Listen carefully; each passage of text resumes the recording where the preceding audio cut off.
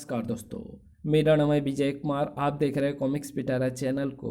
तो चलिए दोस्तों, मनोचित्र कथा की इस शानदार स्टोरी को शुरू करते हैं, जिसका नाम है नाग का बेटा। आप देख सकते हैं इसका कवर पृष्ठ, जो कि कुछ इस तरह का है। ओके, तो चलिए इसकी शानदार स्टोरी को शुरू करते हैं। नाग का बेटा। बच्चों, बहुत समय पहले की बात है। गिरधरपुर राज्य में धनीराम नाम का एक निर्धन ब्राह्मण रहता था। एक तो गरीबी, उस पर उनके यहाँ कोई संतान भी नहीं थी, इसलिए उनकी पत्नी सुखदा स्वभाव से चिड़चिड़ी हो गई थी। हे भगवान, इतनी गरीबी और ऐसा निकम्मा पति किसी को ना देना। मेरे तो भाग्य ही फूट गए। वाह हरी किस्मत, तूने इस स्त्री का नाम तो सुखदा रखा है, अर्थात सुख देने वाली, पर इसके मुख से तो हर समय अंगारे बरसते रहते हैं। वैसे धनीराम अव्वल दर्जे का आलसी था, कुछ काम धाम नहीं करता था और चादर ताने सारे दिन सोता रहता था। सुखदा सारे दिन खाली लेटे पति को ताने देते रहती थी, अतः धनीराम अपनी पत्नी से बहुत ही कूटता था। एक दिन जब धनीराम दिन चढ़े तक सोता रहा तो सुखदा सुलग उठी। वो क्रोध में रसोई के बर्तन पटकने लगी। बर्तनों के उठापटक के शोर से कम इनकी कुंभकर्ण सरीखी नींद तो खुलेगी। टन खनाक।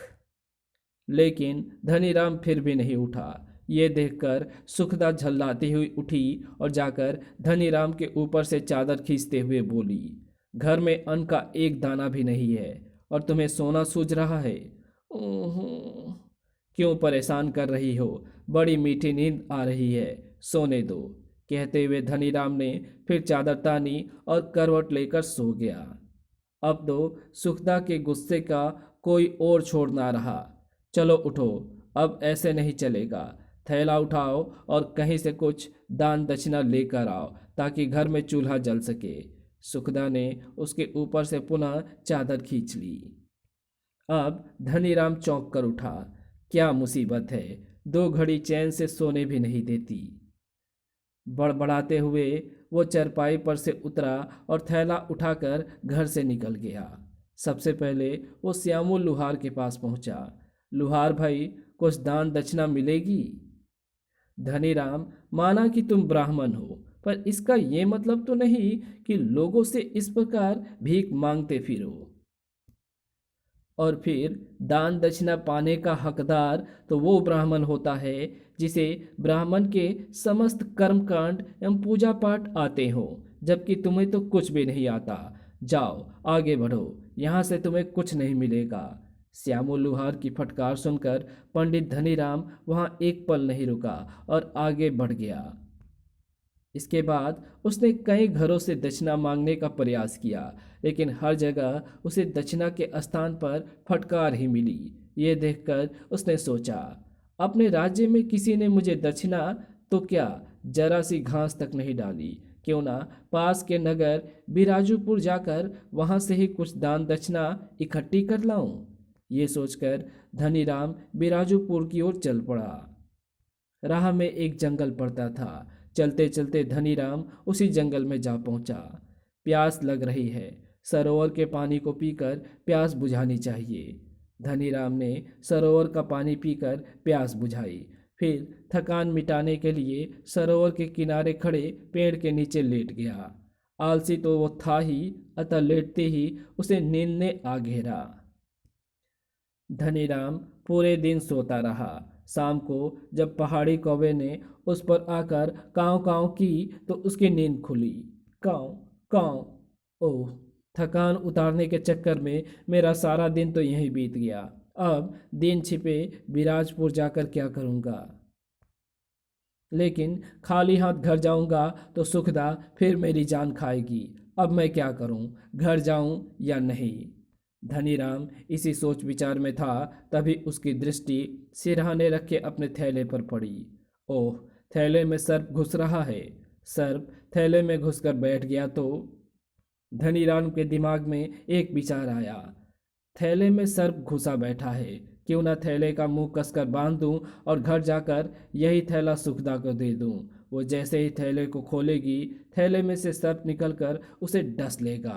इस प्रकार सुखदा का रोज रोज की किटकिट से जान छूट जाएगी।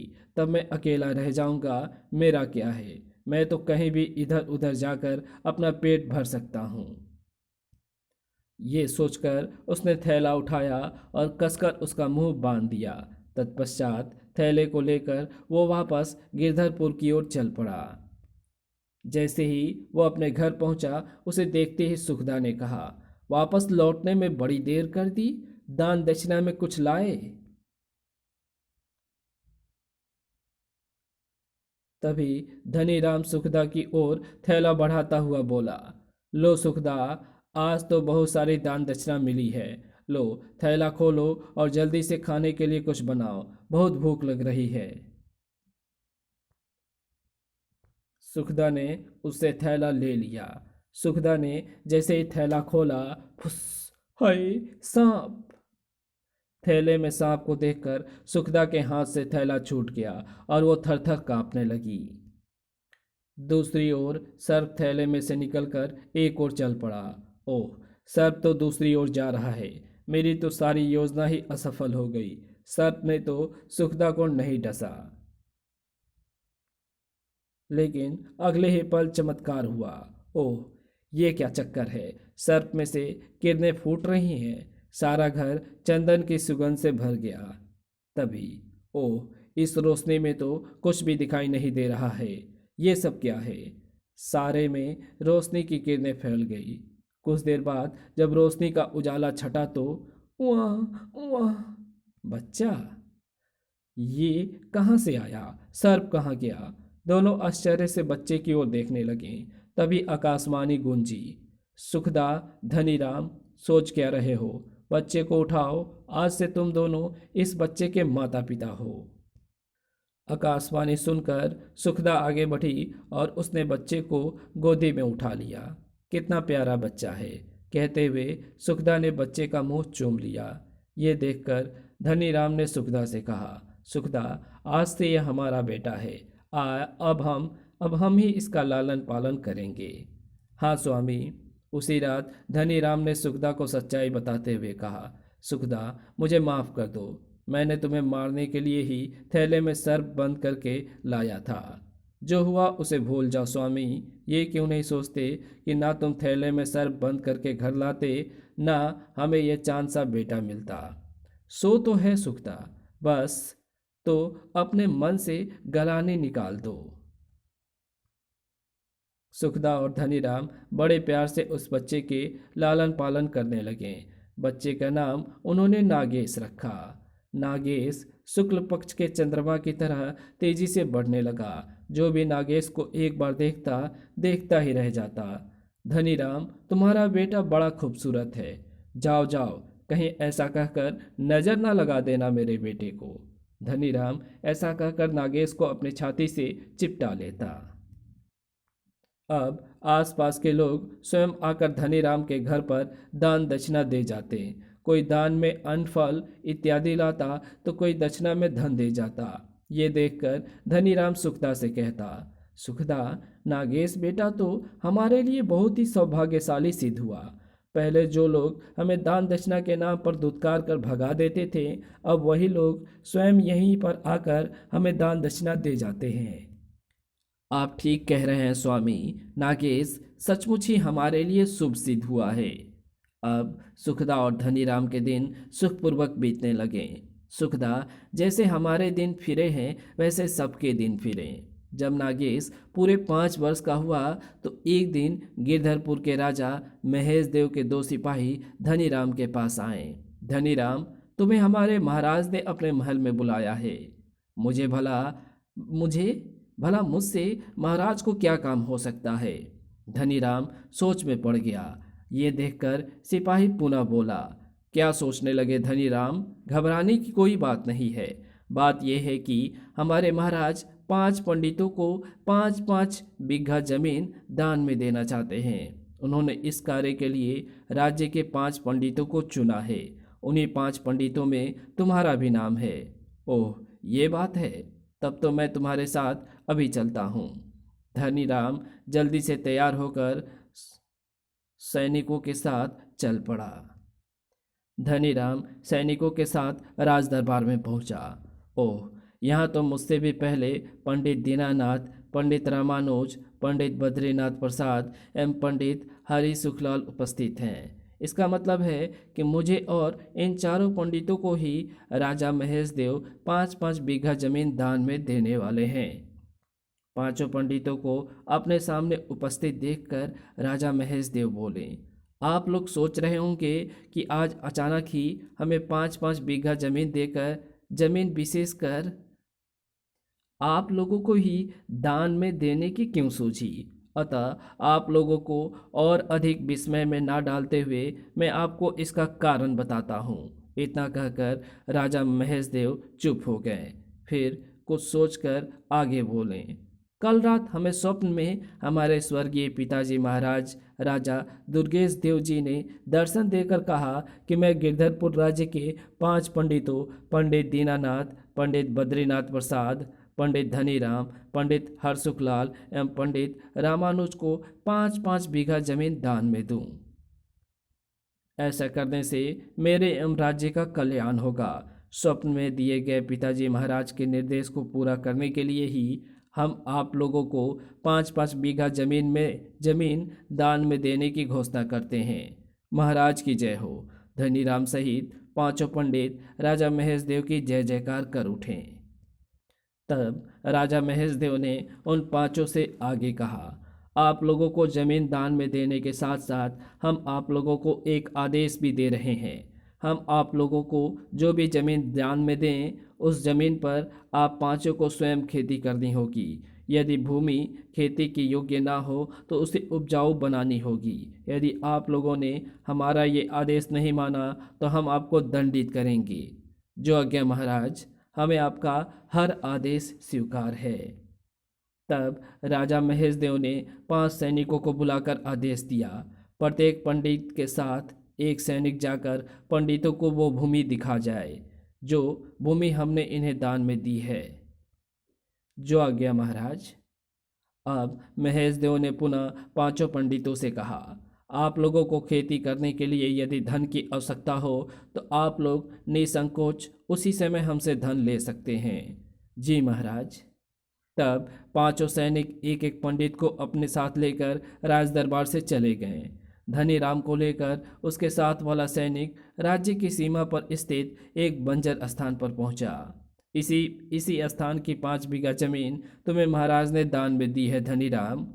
ओह, ये भूमि तो बंजर है और बड़े बड़े पत्थरों से अटी पड़ी है। इस पर भला कैसी खेती हो सकती है। इतने बड़े पत्थर कहाँ यहाँ से हटाएगा कौन। धनीराम परेशान हो गया।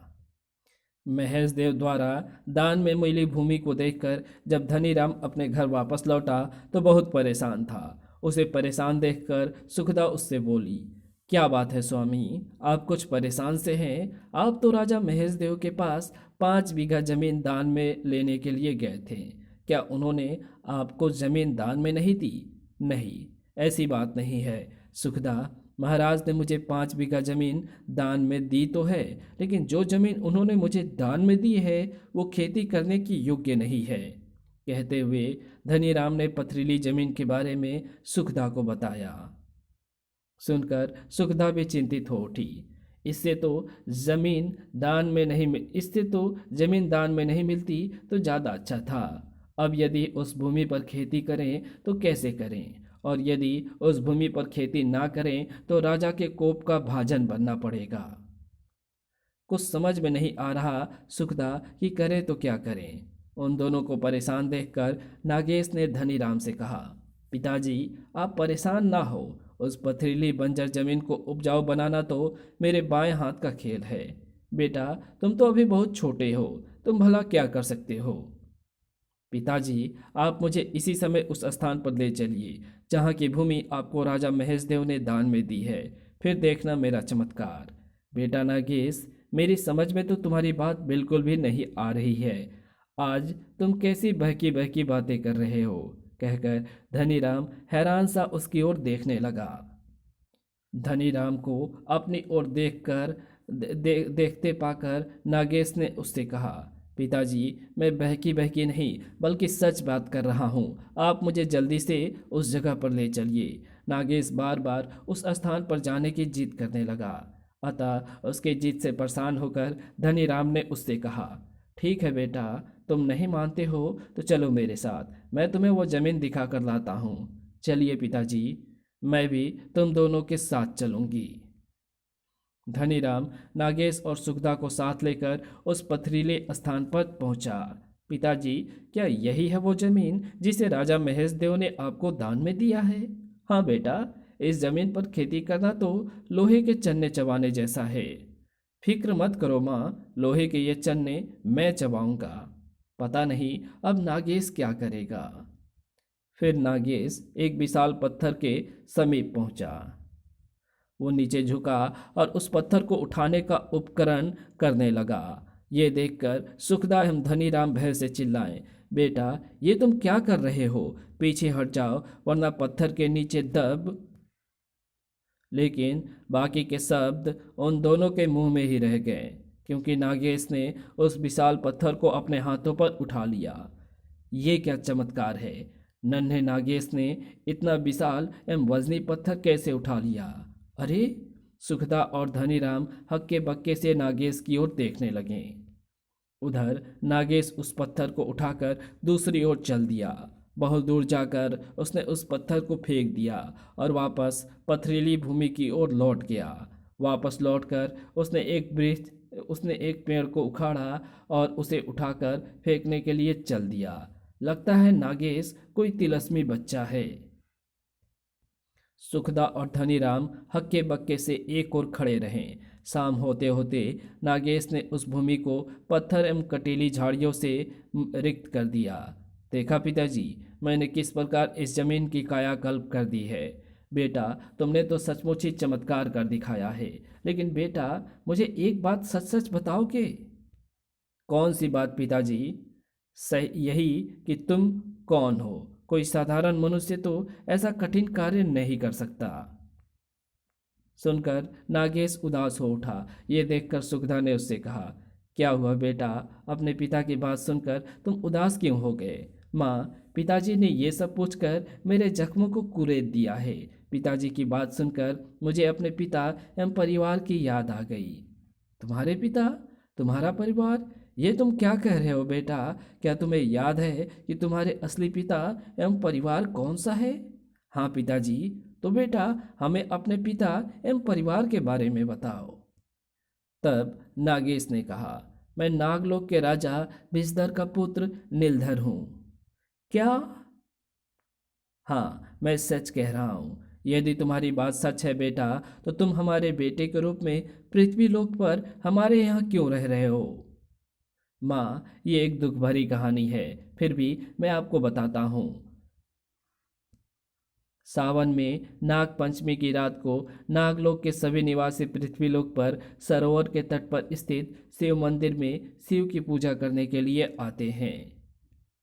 5 वर्ष पूर्व मेरे पिताजी राजा विषधर, मैं, मेरी 2 पत्नियां नीला एवं जहरीली एवं अन्य सर्पगण नाग पंचमी की रात शिव की पूजा करने के लिए सरोवर के जल में से निकलकर आए। युवराज नीलधर, नागलोक की परंपरा के अनुसार हमें अपने मुकुट में जड़ी मणि को यहीं तट पर छोड़कर जाना पड़ेगा। अतः तुम्हें यहीं रुककर उस मणि की रक्षा करनी होगी। जो आज्ञा पिताजी महाराज।